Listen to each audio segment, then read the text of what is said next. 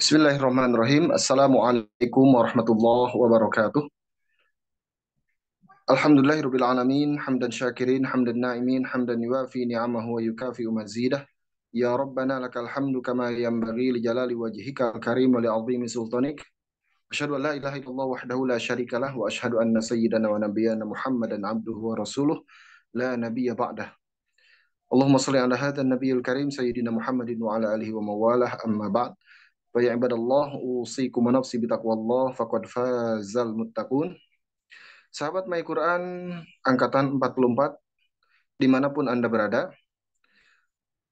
Kaifa haluk? Nah, ini adalah sapaan dari My Quran ya, yang berarti apa kabar? Maka jawabannya bi khair walhamdulillah. Nah, kemudian ya, ahlan wa sahlan artinya apa? Selamat datang. Maka jawabannya ahlan bika syukran. Seperti itu ya. Baik, sahabat My Quran dimanapun Anda berada, Alhamdulillah pada kesempatan kali ini kita dipertemukan oleh Allah Subhanahu wa Ta'ala dalam pertemuan yang penuh keberkahan.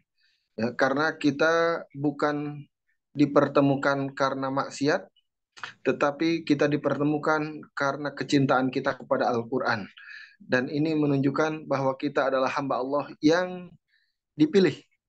Kenapa demikian? Nanti kita akan jawab pada pada pembahasan berikutnya. Bahwa eh, kita berkumpul di sini adalah karena kita mencintai Al-Quran, maka mudah-mudahan walaupun posisi kita di berbagai daerah atau berbagai tempat, tetapi kita semuanya dipersatukan oleh Allah karena kecintaan Al-Quran tersebut.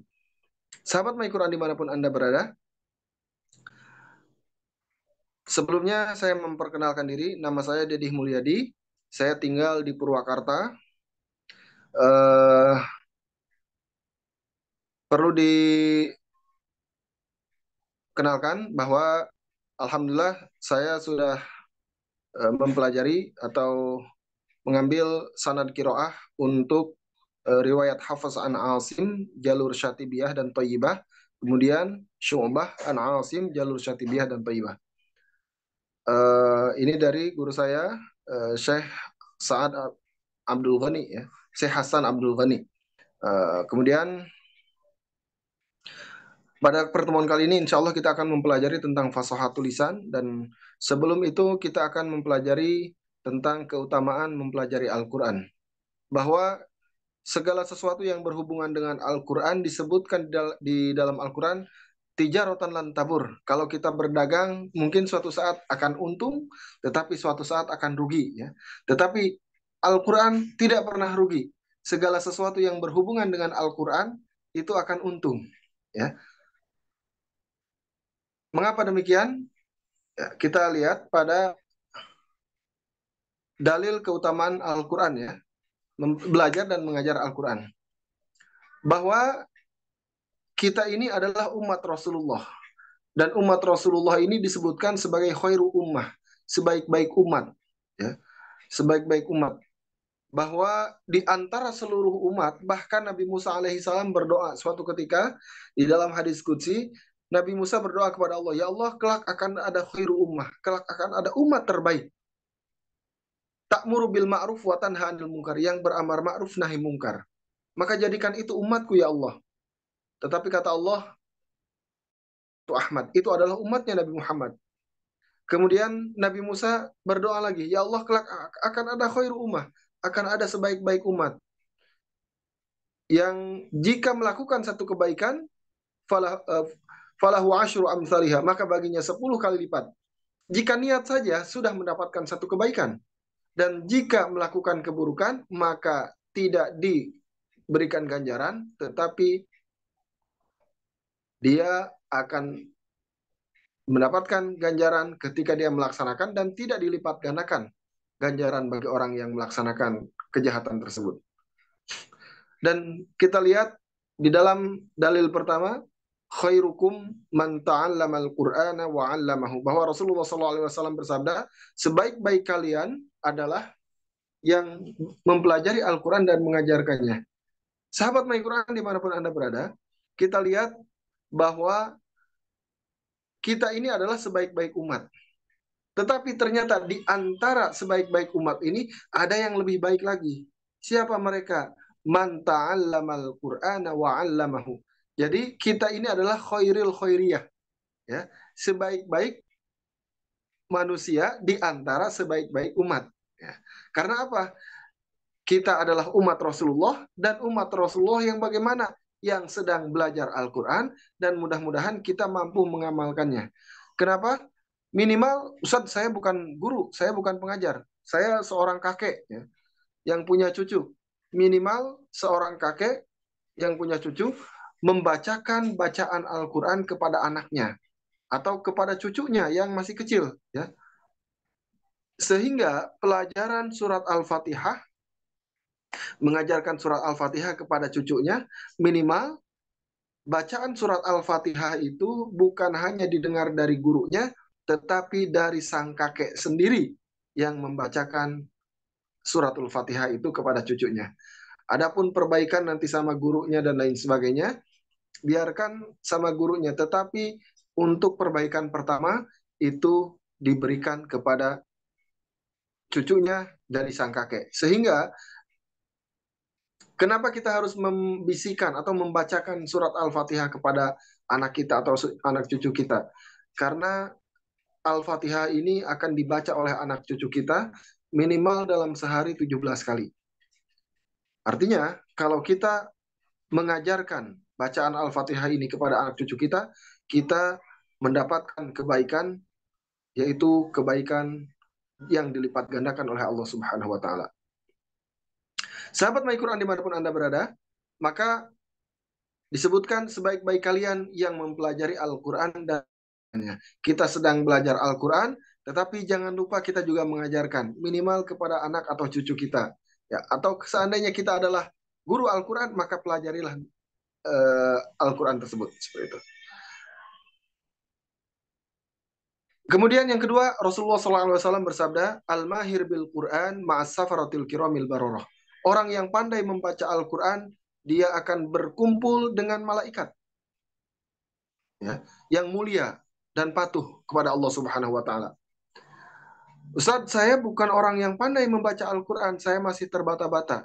Kita lihat, walladzi yaqra'ul Quran wa yatata'ta. Orang yang terbata-bata membaca Al-Quran, wa huwa alaihi syak, dan kemudian dia terbata-bata, susah sekali baca Quran. Karena lahu ajroni, bagi dia dua kebaikan. Kebaikan apa? Yang pertama adalah kebaikan belajar Al-Quran, kebaikan berusaha untuk belajar Al-Quran. Yang kedua adalah kebaikan untuk membaca Al-Qurannya itu sendiri. Artinya dapat pahala kebaikan belajar, dapat pahala membaca Al-Quran itu sendiri. Ya.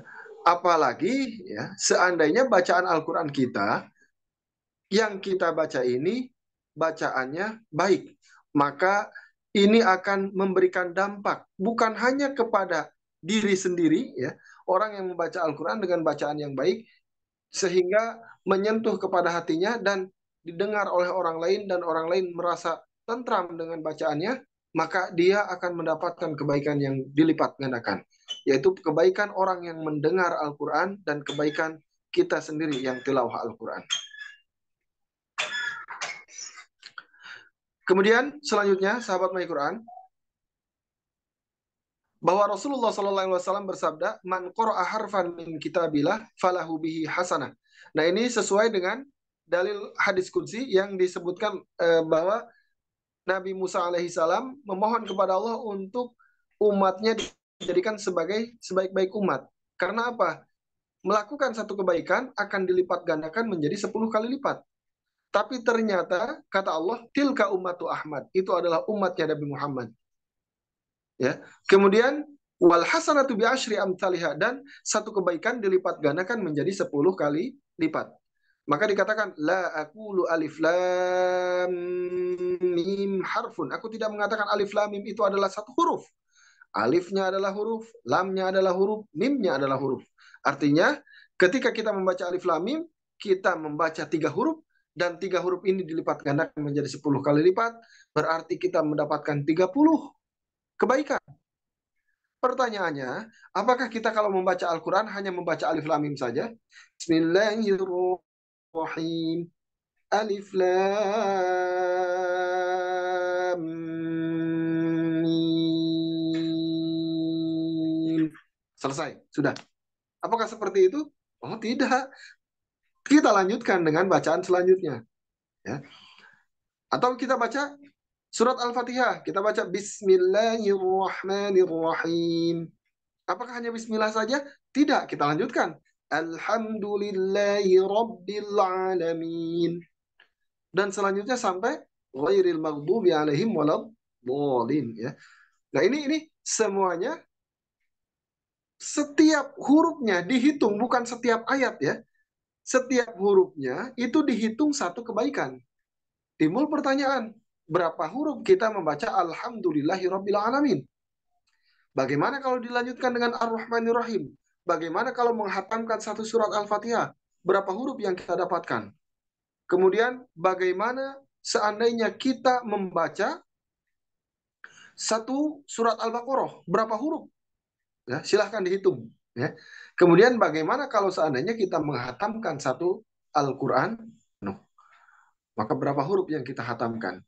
Maka Imam Syafi'i rahimahullah dalam 1 bulan Ramadan, beliau mampu menghatamkan Al-Quran dalam 1 bulan itu 60 kali hatam Al-Quran. Artinya, beliau menghatamkan dalam 1 hari 2 kali.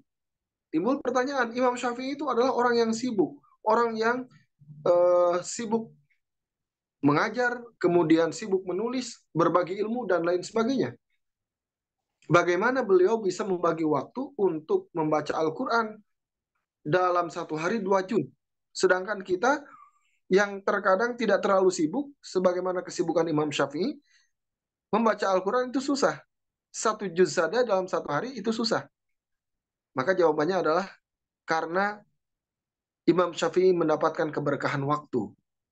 Ketika waktunya diberkahi oleh Allah, maka tidak sedetik pun waktu itu kecuali untuk Allah Subhanahu wa Ta'ala, untuk kebaikan dirinya dan untuk Allah Subhanahu wa Ta'ala. Maka karena diberikan keberkahan waktu, segala sesuatu yang susah menjadi mudah. Sebagaimana kita lihat berapa banyak di antara kita ada orang miskin tetapi mampu menjalankan ibadah haji, ada orang miskin mampu berkurban, sedangkan banyak di sana orang-orang kaya tetapi tidak mampu berkurban, tidak mampu melaksanakan ibadah haji.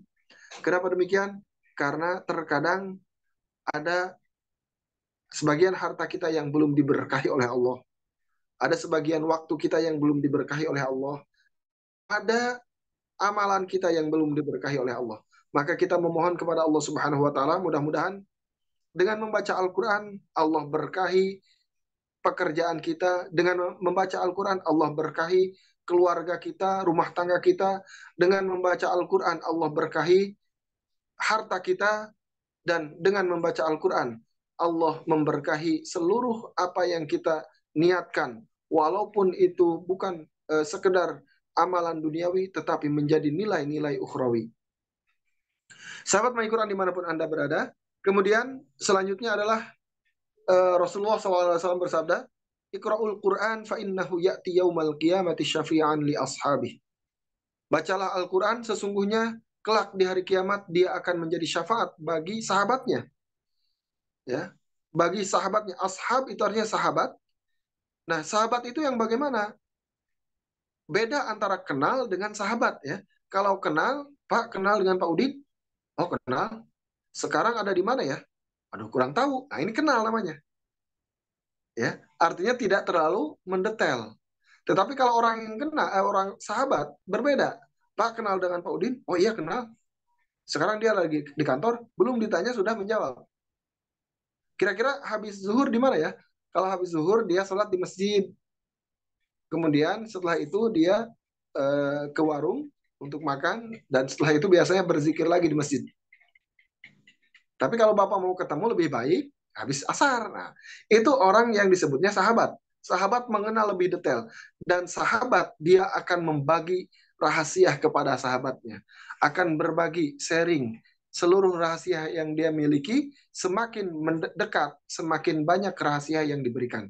Nah, oleh karena itu, maka sahabat Al-Quran ini, sahabat Al-Quran, dia akan mendapatkan syafaat di akhirat.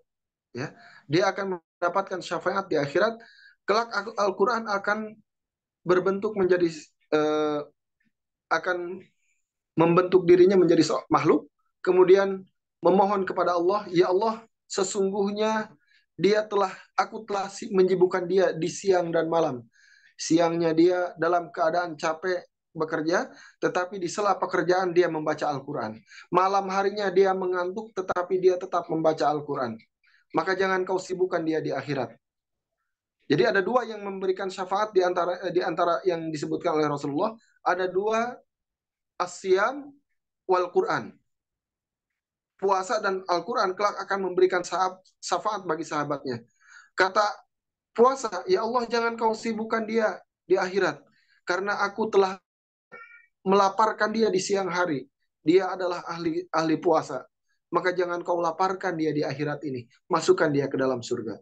Hadirin rahimakumullah, segala sesuatu yang berhubungan dengan Al-Quran akan menjadi baik, akan menjadi berkah. Air yang kita bacakan Al-Quran akan menjadi air yang berkah. Rumah yang kita akan bacakan Al-Quran akan menjadi rumah yang berkah. Anak-anak kita bacakan Al-Quran akan menjadi anak yang berkah. Di sela pekerjaan kita membaca Al-Quran, pekerjaan kita pun akan menjadi berkah. Maka segala sesuatu yang berhubungan dengan Al-Quran akan dinaikkan derajatnya oleh Allah Subhanahu wa Ta'ala. Maka ini adalah tijaratan lan tabur, perniagaan yang tidak pernah rugi. Maka kita niatkan, mudah-mudahan dengan niat yang ikhlas, kita dicatat sebagai orang-orang yang senantiasa menjalankan perintah Allah Subhanahu wa Ta'ala untuk senantiasa mencintai Al-Quran. Demikian pertemuan kita pada malam hari ini. Untuk tugas pertama kali ini adalah menyetorkan bacaan surat Al-Fatihah dalam bentuk